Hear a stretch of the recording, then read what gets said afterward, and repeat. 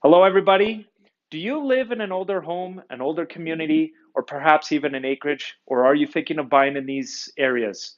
If so, today's for you. You got to find out what we need to do before you buy that home.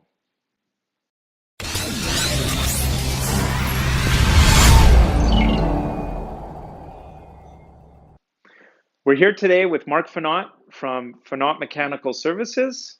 I've been in business. This is your 20th year, going Yeah. into your 20th year. I know Mark very well, good family friend, and we've used him on a lot of our projects, personal, business. We refer him to clients. Nothing but good stuff out of Mark. So today we're here to talk about older homes in older communities, and if there's a need to put a camera in a sewer system, Yes. correct? Yeah. Okay. Take it away, Mark. Talk to us. A lot of things that people don't realize and overlook when they're purchasing an older home is the fact that you can't physically see through a home inspection what the condition, if there's an underlying issue with the sewer from the house to the property line. Especially in older areas, this could be a very serious problem and a lot of times will not be disclosed. I mean, backups are common, they do happen over time for various reasons, but with the age of a home, it could quite start happening quite often. And there's a lot of reasons why. It could be from settling, it could be from failure of pipe, it could be from poor installation, there could be from a variety of things. So with the video inspection camera here, all that stuff becomes very visible and easy to identify. And so the homeowner knows, has that peace of mind. If they're buying something, am I going to have issues? Am I not going to have issues? Is everything okay? And we can, with a quick video inspection, which usually takes no more than 20 minutes, we can identify if there are any issues.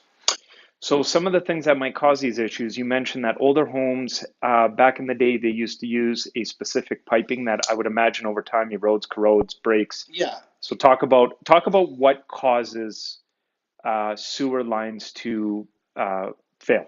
One of the biggest culprits that I've seen in my experience over the years are houses that were built probably, it was an era in the 50s and 60s. They used a style of pipe, a brand of pipe that was called no corrode. And initially it was designed, believe it or not, for conduit, for electrical conduit. Okay. And they started using this for sewage lines, not inside houses, but specifically from the main sewer, like from the house to the street.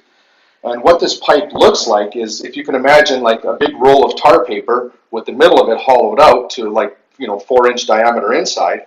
And you know what tar paper is like? It's brittle, and over time, like, it just flattens out like a pancake, and your sewer becomes like this. And then you have huge problems, right? Because you're not going to fix that in any way. It's not something that you can auger out or simply rectify very easily. So we can identify that right away. And like I said, that's a vintage of 1950 to 1960s. That's a bad one. And the joints, not only does the pipe collapse, but the joints, they're just kind of like a friction fit. And those joints come apart and roots get in very easily. And that's why a lot of people have trouble with roots in older houses, because the roots get into these joints very easily. Whereas with the cast iron pipe or plastic pipe, they're glued, they're sealed. It's very hard, unless the joint wasn't done properly, for a root to find their way in there. So that's one of the big issues. Another issue is where the transitions happen at the property line, where the city off the street stubs in, and the plumber at the time the house was built would have attached on and brought it in there.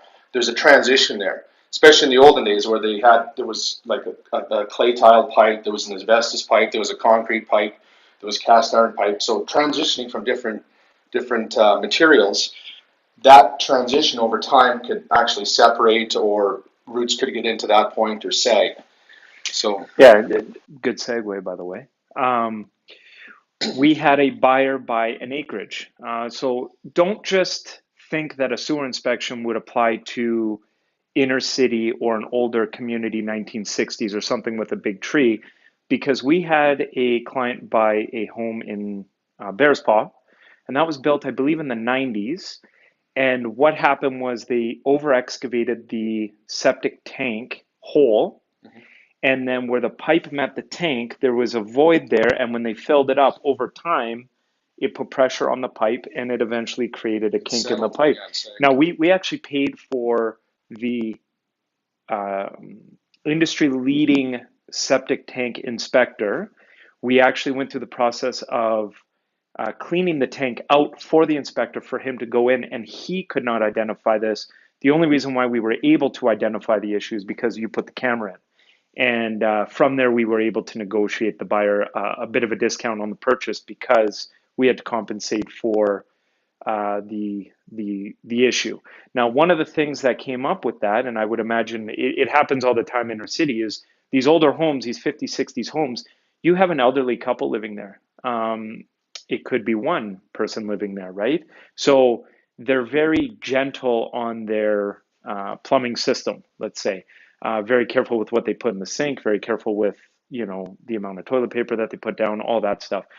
Surely enough, a family comes in, they have three kids, things go down the toilet, lots of toilet paper, boom, it backs up right away. So you never know. It might be working fine, but there's an issue there that we just would not know until it's too late. Is that all? Did you want to show us the machine here quickly? sure. I mean, you don't have to turn it on, but so Well, this is the machine. one of the things that a customer could ask is, how do I know if the issue is on my property or if it's on the Yes. city's property? Yes. Yeah, let's talk about that. And that's pretty easily identified by the fact that when we turn the camera on and pull the head out, once we put it in the clean out, depending on if we're going through the clean out right at the where the sewer leaves the house, or we're going through the stack further back, we can measure it off. The machine actually has a little counter, so it will measure it. Like whenever I put it into the clean out itself, I'll zero off, and it'll actually track the distance that it travels. So I know that if it's gone 10 feet out, if it's gone 30 feet out, or if it's gone up to 200 feet, which we have the capability of going 200 feet with. Um, if it gets to a gray area where, let's say, you're up 40 feet and, are we 35 feet? Are we 45 feet? Where's the property line? Where's this? I can energize the head on this unit with this green button and turn on the locator. And I can actually go outside and find exactly, pinpoint to where the head is. And not only will I find it, I will find the depth. So whether it's 6 foot 10 inches down or 10 feet 4 inches down, this is accurate within a couple of inches. So and that's relevant. So if it is on private property, it would be the expense of The homeowner. the homeowner to fix this, right? Yeah. And if it's beyond the property line, it would be the city The of city. Calgary. So, and if you can envision um, a property with a front drive garage, for example, Yeah. we're talking about smashing concrete, digging a deep hole. So it's a big expense. So you'll want to start using this technology in buying a older home. So we want to give Mark a call and figure that all out.